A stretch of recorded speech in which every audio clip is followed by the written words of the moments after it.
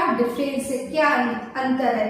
तो इंट्राडे में सिर्फ आपको एक दिन का ही मौका होता है शेयर को खरीदने का और बेचने का, लेकिन डेली में आपको चूज करने का टाइम होता है, आपको कब तक शेयर को होल्ड करना है। नंबर 2 की बात करते हैं, नो ओवरनाइट रिस्क। इंट्राडे में कोई भी रिस्क नहीं होता है, क्योंकि आपने एक ही दिन में शेयर को बेचना होता है। लेकिन डिलीवरी की बात करते हैं, डिलीवरी में आपको ओवरनाइट का रिस्क रहता है, क्योंकि आपने स्टॉक को बाय किया है तो हो सकता है दूसरे दिन उस स्टॉक में गिरावट आ जाए। तो ऐसे में आपके पास काफी ज्यादा रिस्क भी हो जाता है, क्योंकि आपको अभी तक आपको पता ही नहीं कि कल मार्केट में क्या होने वाला है। तो आपके पास डिलीवरी में ये आपको थोड़ा सा रिस्क होने के चांसेस हैं। लेकिन आप इंट्राडे में वो स्टॉक को खरीदते, क्योंकि वहां पर ओवरनाइट का कोई भी सीन नहीं रहता, क्योंकि आपने पहले ही एक ही दिन में स्टॉक को बेच दिया है।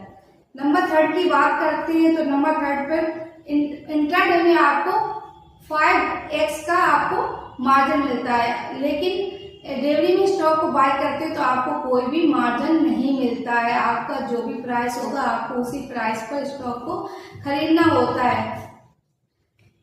नंबर 4 की बात करते हैं, यदि आप इंट्राडे में स्टॉक को ट्रेडिंग करना चाहते हो तो ऐसे में आपको टेक्निकल एनालिसिस करना आना चाहिए। आपको पता होना चाहिए कि स्टॉक आज कहां तक जा सकता है।